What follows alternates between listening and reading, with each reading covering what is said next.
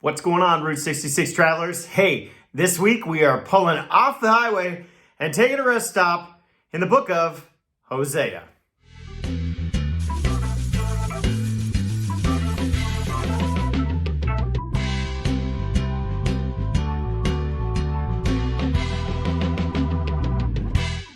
This is a book of a powerful love story, of a broken love, of a restored love, an authentic love, but most importantly, a loyal love. And that's the love of God. That there is no end to the love of God. And the story is summarized like this. The lover and his loved one are happily married. Hosea and Gomer, they meet, they fall in love, they get married.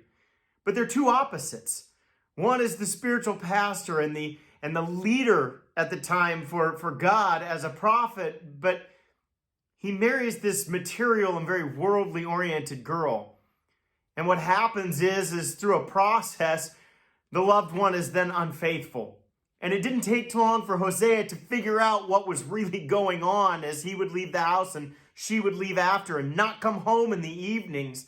But despite him figuring this out, he remains loyal. The lover remains loyal. In fact, Hosea prays. He prays for the nation of Israel, but he also prays for his marriage. And eventually she says, I'm pregnant. And he's excited at the thought of this. And his first kid, he's told, name him Jezreel. The problem is the name Jezreel is a reminder in its meaning that God will scatter the nation of Israel because of their sin. And Hosea may not entirely think much about that because he's so happy that Gomer's back that he's thinking, this child is going to help save the marriage, help bring us together. And it wasn't necessarily how it worked out. She did get pregnant 2 more times. First with a girl, Lo Ruhama, which meant that God will no longer have compassion on Israel. And then another son, Lo Ami, a reminder that God has rejected his people. And all of a sudden, something starts to sink into Hosea's mind as he's thinking about the message that he is conveying through God to the people and how it is represented in his own life and his marriage. He looks at the children, especially the third one, and he realizes there's no resemblance to me. And then the loved one, Gomer, she abuses all of these gifts and these blessings, all of these positive things that have been given, that have come from the love that Hosea gives her.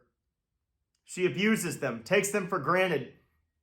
And what happens is he comes home one day, probably finds a note. I'm done. I got to get out of here. It's too stressful. I'm leaving the kids. Don't try to follow me.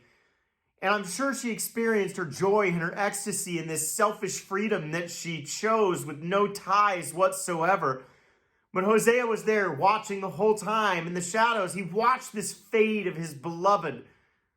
And he sees the state of things, but instead of going back to her because he knows she's not going to listen, he goes to the man that she's currently living with and he says, hey, I know she's not going to return to me, but I want you to take care of her needs. Here's some silver and some gold. Just promise me you'll use them to take care of the basic needs. And again, Hosea, the love, it remains loyal. See, Blaise Pascal said, love has reasons that reason may not know. And that seems to make sense in this situation when we can't make sense of why Hosea would do this, despite her infidelity. But it's because he acted with Gomer the way that God would act with Israel. Or more importantly, how God acts with us. True love is what actually provided the needs, but false love is what offered it, and it was the stupidity that just accepted it that way.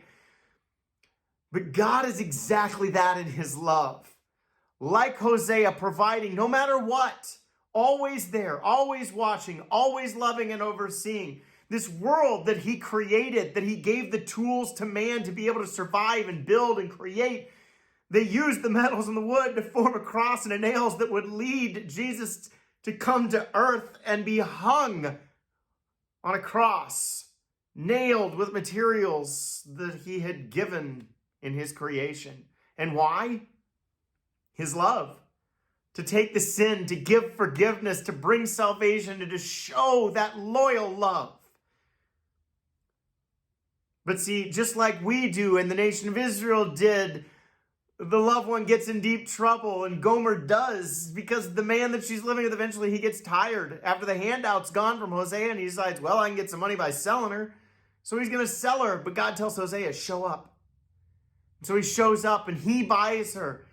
And his role again represents exactly what God does with us. The love remains loyal. It loves, it pursues, and it saves the loved one yet again. This love revealed from Hosea and from God is in two direct lessons. One, that when we question why in the world this would still happen, the response is, I don't love you because of what you are. I love you in spite of what you are. Because God's love is a permanent love, and nothing you can do, nothing you can say is ever going to make God love you more or less. Because it's not what you are. He gives his love because that's who he is. And the second lesson is no matter how far from him you may go, he's right there all the time. He says this, he says, I'm watching, I'm waiting for you to wake up, I'm waiting for you to return. Because I want you to know that there is no end to my unfailing love. It's a powerful love story, brokenness, but restored and loyal. There is no end to the love of God. Keep studying, keep memorizing scripture, keep talking about this in your groups and in your families, and we'll be back on the highway in a couple of weeks as we continue on here with the minor prophets and step into the book of Joel.